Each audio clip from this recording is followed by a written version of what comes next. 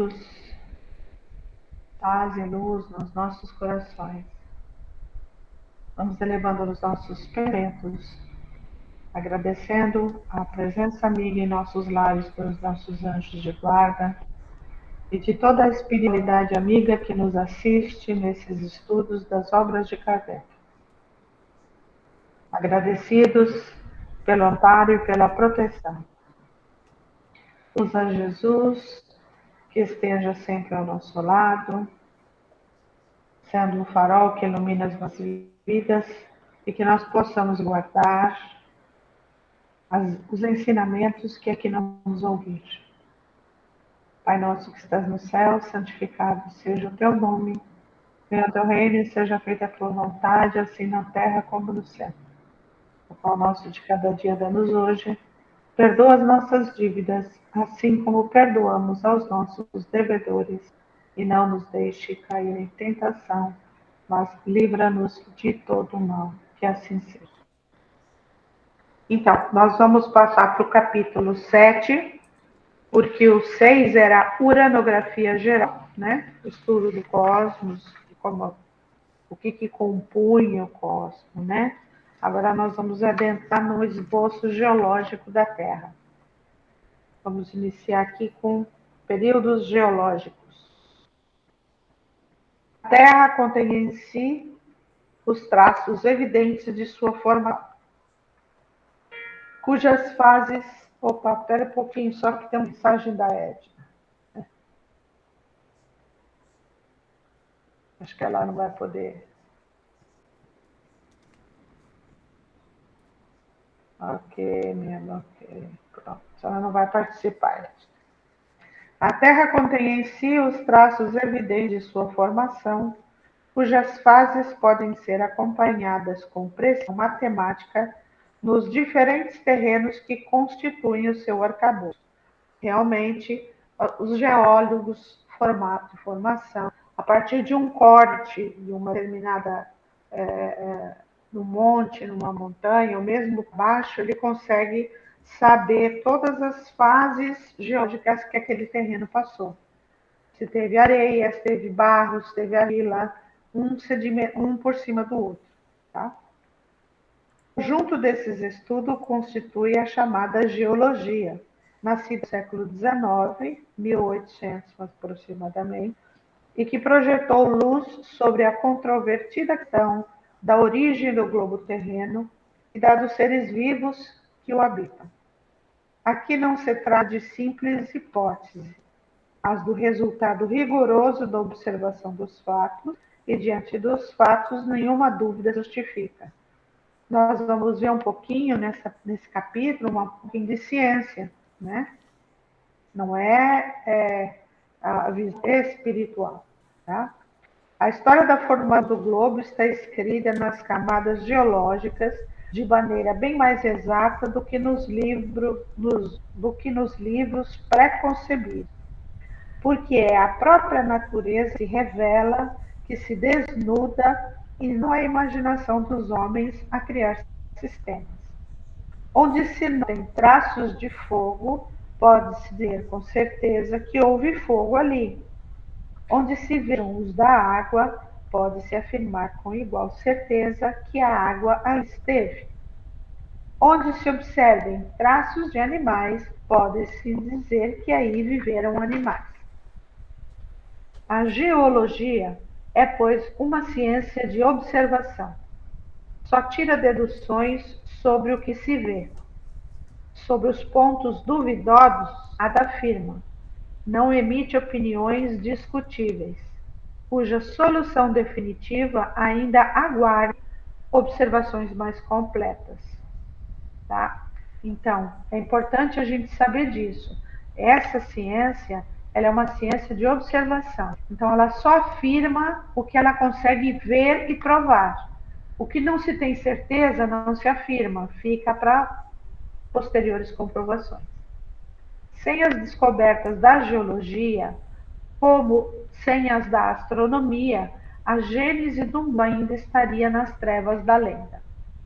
Graças a ela, o homem conhece hoje a história da sua habitação, tendo desmoronado para não mais tornar a erguer-se a estrutura de fábulas que lhe rodeavam o berço.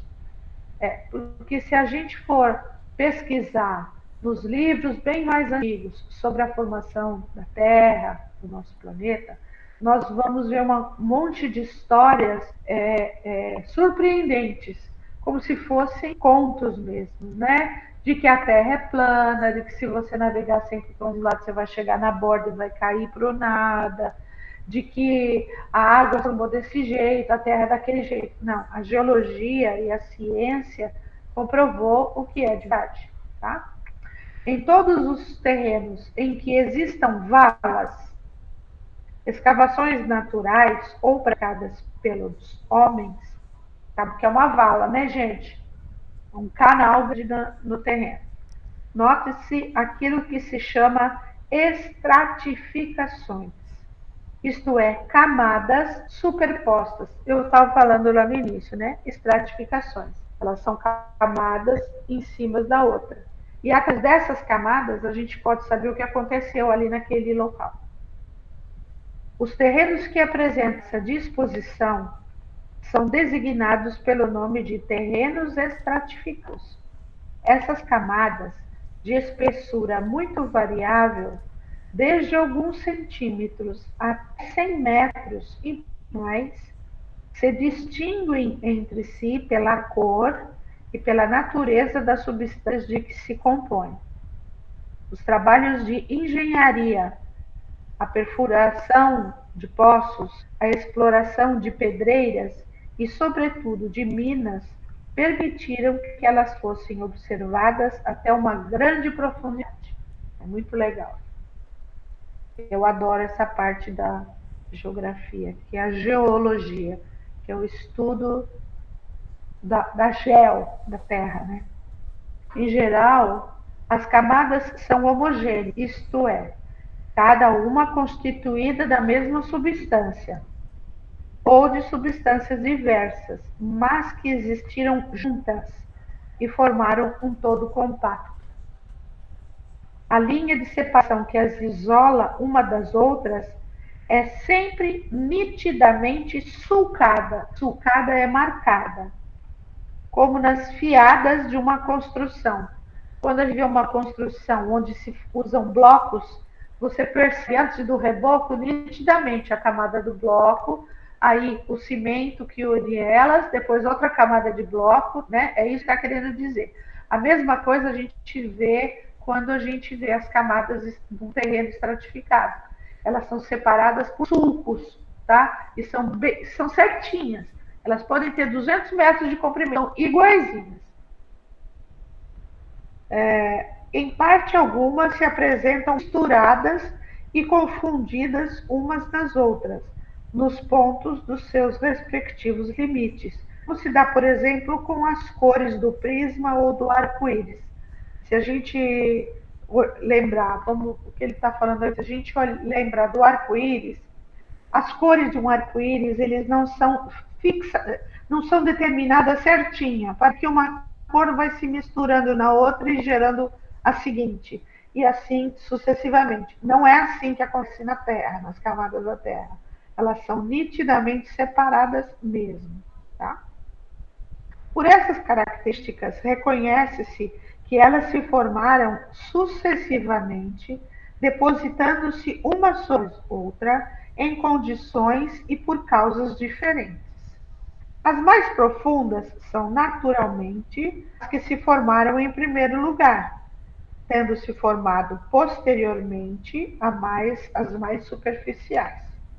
A última de todos, a que se acha na superfície, é a camada da terra vegetal, que deve suas propriedades aos detritos da matéria orgânica proveniente das plantas e dos animais. 30, 40 centímetros, 50 centímetros, às vezes no máximo, é essa camada vegetal. Onde a gente cava para plantar as nossas plantinhas. Tá? Você quer ler o 4 e o 5, Sandra? Oi, não, vocês estão me ouvindo? Sim, sim. Leio sim. 4. As camadas inferiores, colocadas abaixo da camada vegetal, receberam em geologia o nome de rochas, palavra que, nessa acepção, nem sempre implica a ideia de uma substância pedrosa, significando antes um leito ou banco feito de uma substância mineral qualquer. Umas são formadas de areia, de argila ou de terra argilosa, de marna, de seixos rolados. Outras o são de pedras propriamente ditas, mais ou menos duras, tais como os grés, os mármores, a cré, os calcários ou pedras calcárias. Só um minutinho, só um minutinho.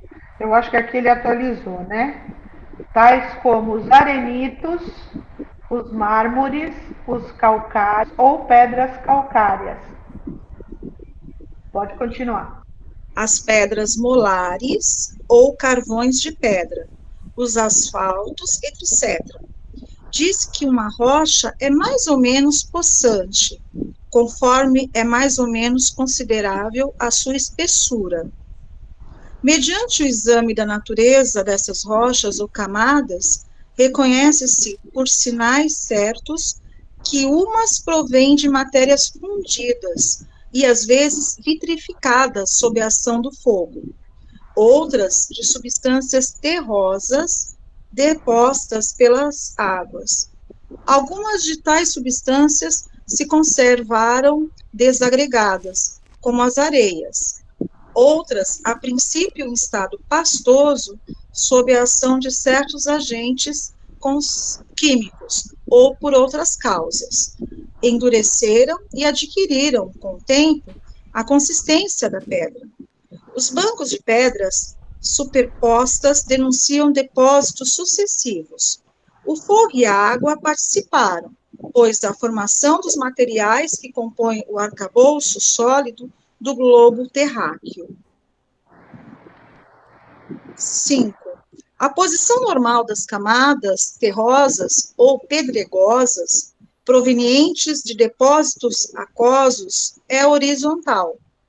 Ao vermos essas planícies imensas, que por vezes se estendem a perder de vista, de perfeita horizontalidade, lisas como se as tivessem nivelado com um rolo compressor, ou esses vales profundos, tão planos como a superfície de um lago, podemos estar certos de que, em época mais ou menos afastada, tais lugares estiveram por longo tempo cobertos de águas tranquilas, que, ao se retirarem, deixaram em seco as terras que elas depositaram enquanto ali permaneceram.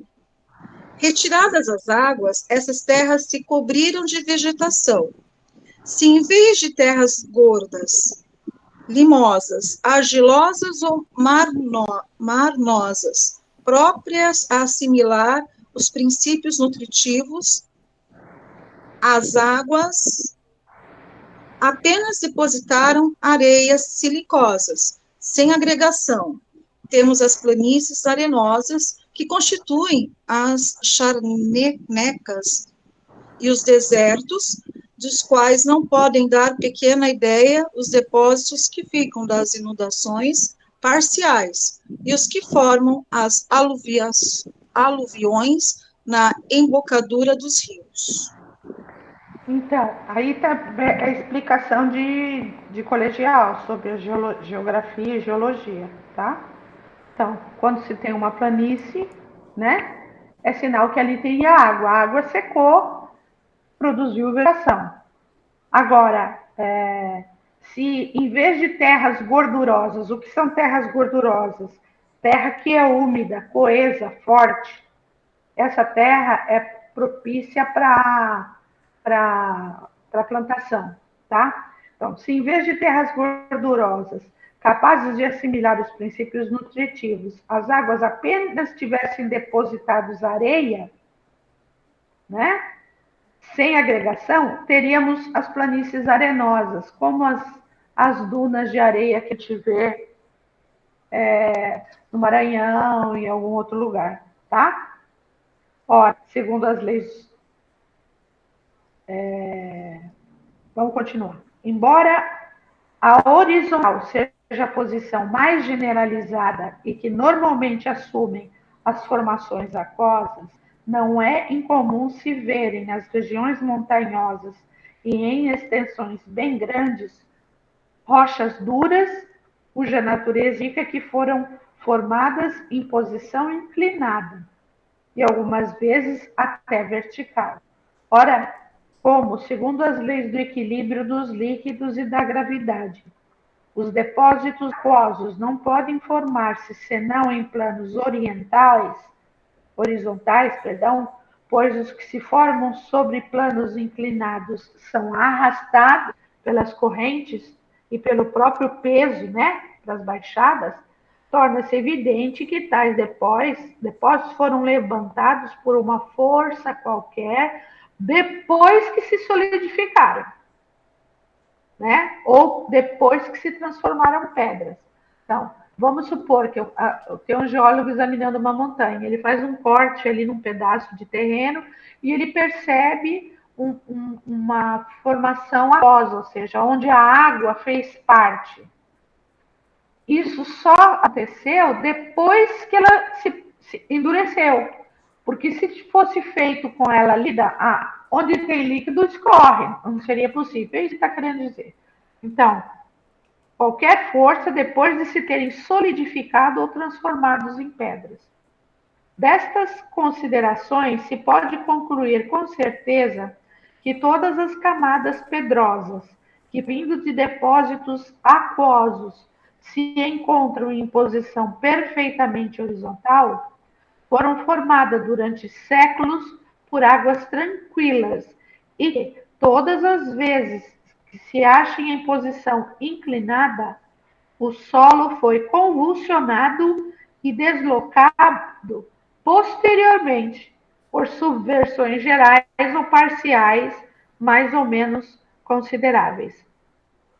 Um fato característico da mais alta importância pelo testemunho irrecusável que oferece consiste na existência de despojos fósseis de animais e vegetais encontrados em quantidades enormes dentro das diferentes camadas, que é o que estuda um arqueólogo, né? Ele pesquisa as estratificações da Terra e nela ele acha restos de animais, restos de concha, despojos de tudo que de fósseis, né? Tanto de plantas como animais. E como esses despojos se encontram até nas mais duras pedras, deve-se concluir que a existência de tais seres é anterior à formação dessas pedras. Então, quando a gente vê um fóssil, normalmente o mais comum da gente encontrar é aquele que parece um redemoinho, né? Redemoinho redondo, é uma concha. Aquela concha a gente acha pedras profundas. Isso quer dizer, primeiro, que concha é lugar onde tem água. Segundo, se ele está ali incrustado numa pedra, é que aquele animal chegou ali anteriormente a essa pedra se formar.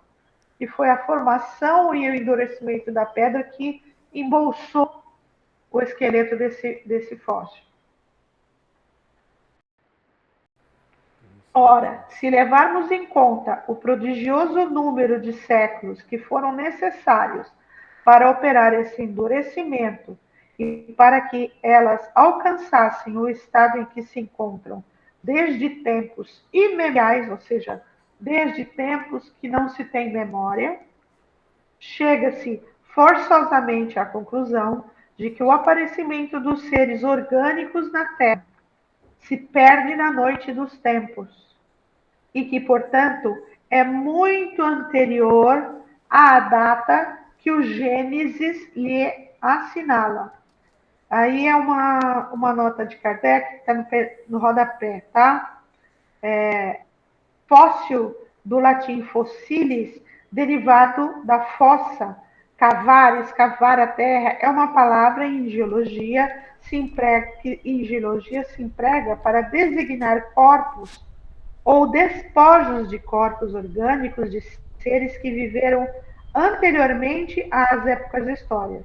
Por extensão, disse igualmente das substâncias minerais que revelam traços da presença de seres organizados, tais como as marcas das substâncias minerais que revelam traço da presença de seres organizados. Perdão, repetir. Tais como as marcas deixadas por vegetais ou animais. O termo perificação, vocês já ouviram falar isso? Perificação, tornar-se pedra. Só se emprega com relação aos corpos que se transformaram em pedra pela infiltração de matérias silicosas ou calcárias nos tecidos orgânicos. Todas as petrificações são necessariamente fósseis, mas nem todos os fósseis são petrificações.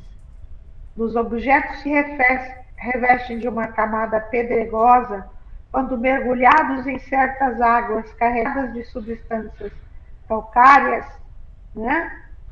Ele cita um lugar aqui, não são petrificações propriamente ditas, mas simples incrustações. Sabemos que as primeiras formas de vida, as bactérias, as algas azuis, surgiram há cerca de 3 milhões e meio de anos. E há 570 milhões de anos, plantas e animais complexos começaram a se desenvolver. Então, é claro que o que eu explicando é o seguinte: se eu acho um fóssil envolvido numa pedra, esse fóssil é muito mais antigo do que a formação dessa pedra, né? E é muito lindo essa matéria de se estudar, porque você consegue datar o tempo que aquele... Qual é o animal, qual o tempo histórico que esse animal viveu, o que era feito ali. Vamos lá.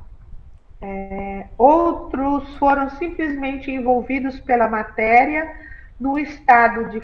Ah, não, eu pulei um parágrafo. Vou ler o 8 aqui, daí eu passo para... Entre os despojos de animais e vegetais, existem alguns que são penetrados em todos os pontos de sua substância, sem que isso lhes tenha alterado a forma, de matérias silicosas ou calcárias que os transformam em pedra, algumas das quais têm a dureza do mármore. São as petrificações. Outros foram simplesmente envolvidos pela matéria no estado de flacidez. São encontros intactos, alguns inteiros, nas mais duras pedras. Outros, finalmente, apenas deixaram marcas, de uma nitidez e uma delicadeza impressionante. No interior de certas pedras encontram-se até marcas de passos, e pela forma das patas, dos dedos e das unhas, chegou-se a reconhecer a espécie animal de que provinham. Então, podem haver 3 tipos, né, de impressão numa pedra. A matéria alcosa pode entrar por todos os poros desse animal e daí ele vai ser petrificado junto com essa pedra. Ele pode estar incrustado nessa pedra, tá? Ou seja, ele está ali e ele foi envolvido pela matéria que fez originar essa pedra.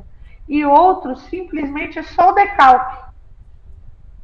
E esse decalque, em função de ter se endurecido, vitrificado ou petrificado, ele é passível de ser analisado agora. Então, é só uma impressão, como se fosse uma impressão digital.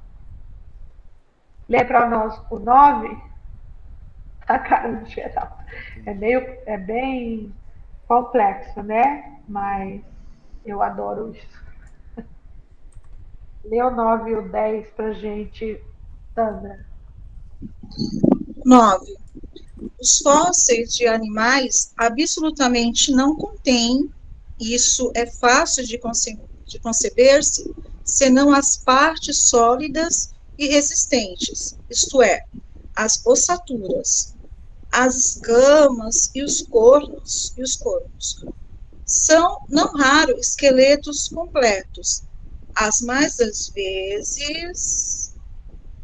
No entanto, são apenas partes destacadas, mas cuja procedência facilmente se reconhece.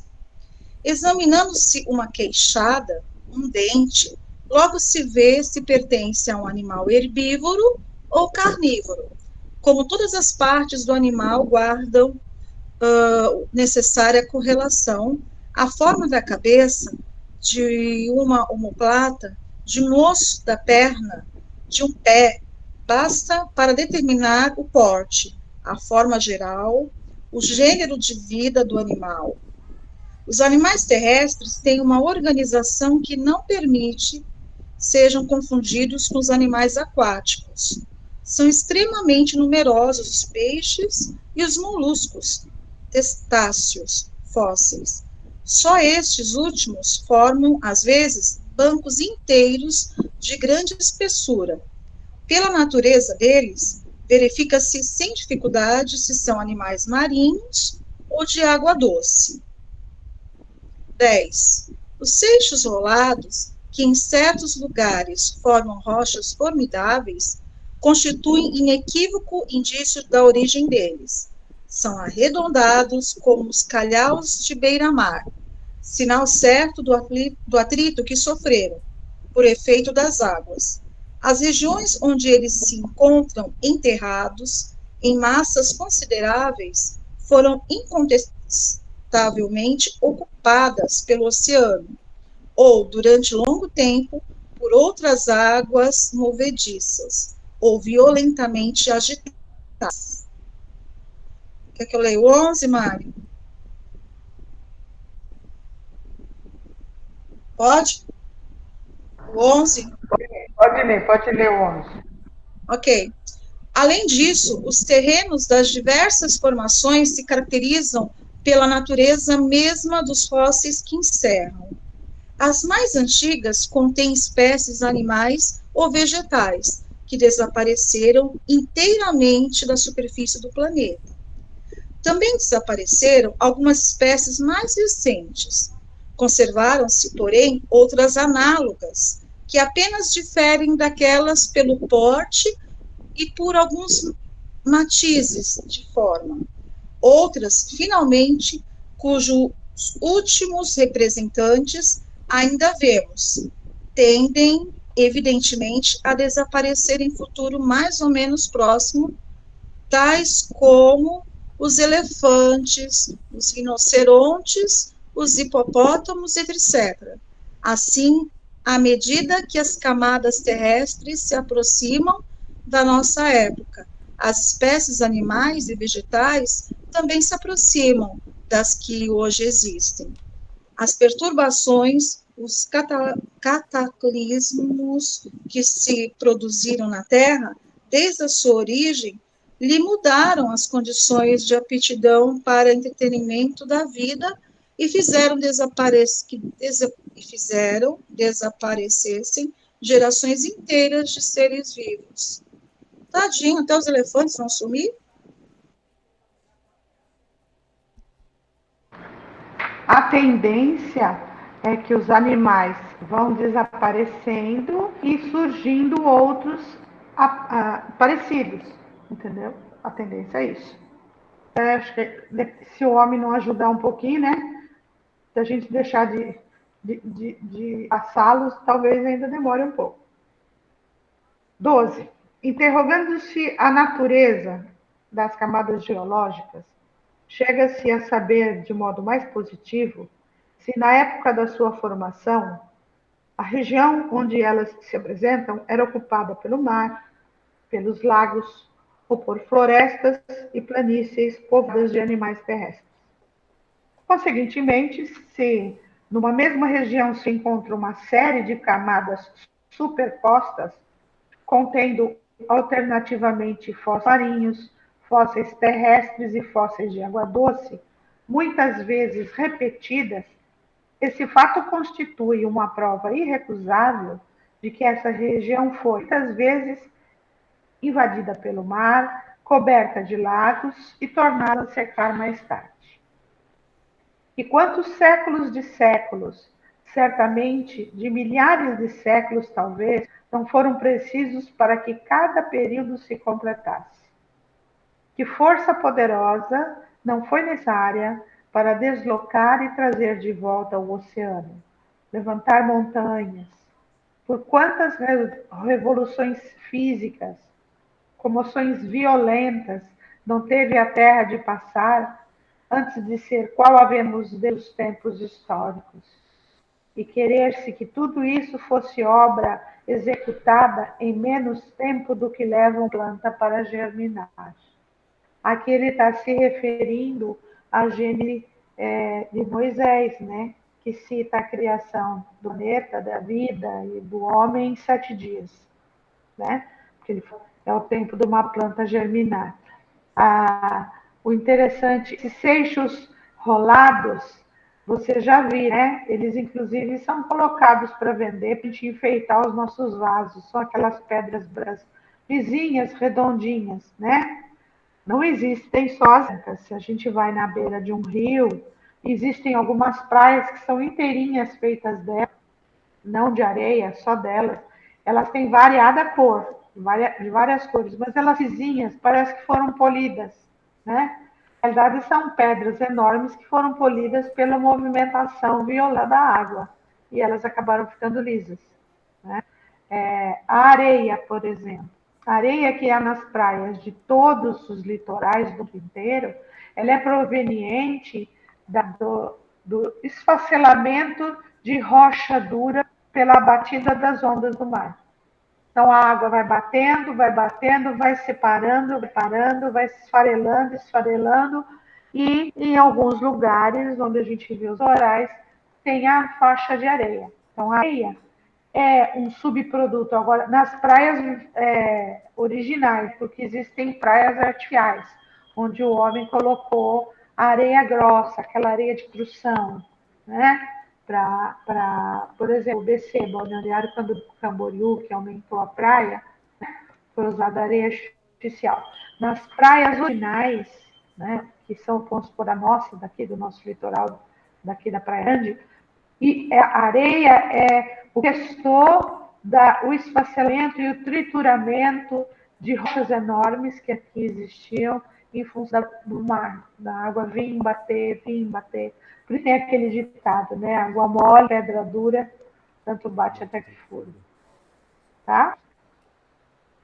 13. O estudo das camadas geológicas afirma, como já se disse, formações sucessivas que mudaram o aspecto do globo e dividem a sua história em muitas épocas, constituindo os chamados períodos geológicos, cujo conhecimento é essencial para o estabelecimento da Gênese.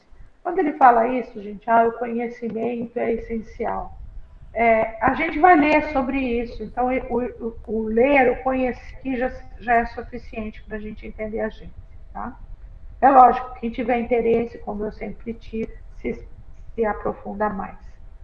Os principais deles são em números de 6, são 6 períodos, designados pelos nomes de períodos primário, de transição, secundário, terciário, diluviano, pós-diluviano e o atual.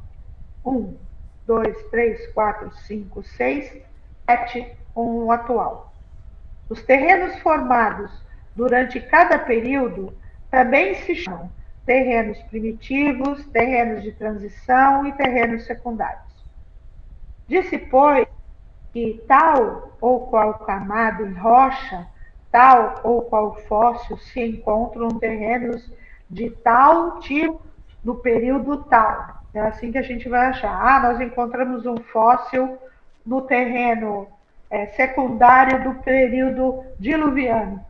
Então a gente já sabe se localizar mais ou menos onde estava isso. É essencial notar que o número desses períodos não é absoluto, pois depende dos sistemas de classificação. Nos 6 principais mencionados, só se compreendem os que estão assinalados por uma mudança, olha, isso aqui é importante, por uma mudança notável e geral no estado do globo.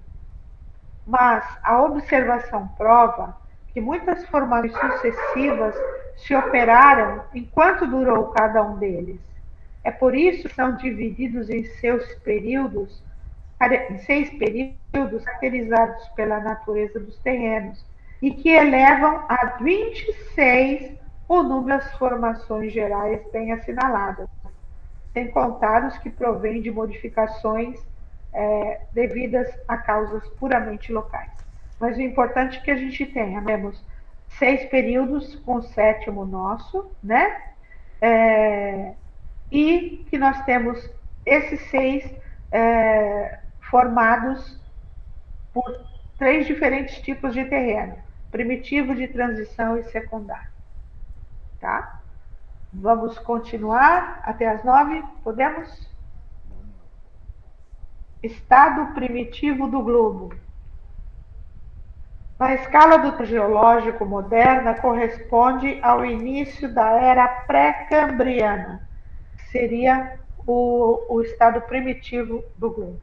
Era pré-cambriana, para os arqueólogos e... tem um outro nome também que agora fugiu de mim. Depois eu lembro aqui. 13. Não é 15, né? 15. O achatamento dos polos e outros fatos concludentes são indícios certos de que o estado da Terra, na sua origem, deve ter sido o de fluidez ou flacidez. Fluidez é diúdo, fluido é líquido, né? Flacidez é mole. Tal estado podia ter por causa a matéria liquefeita, a ação do fogo ou diluída pela água, tá? Costuma-se dizer proverbialmente: não há fumaça sem fogo. A rigor, essa sentença constitui uma aplicação do princípio: não há efeito sem causa.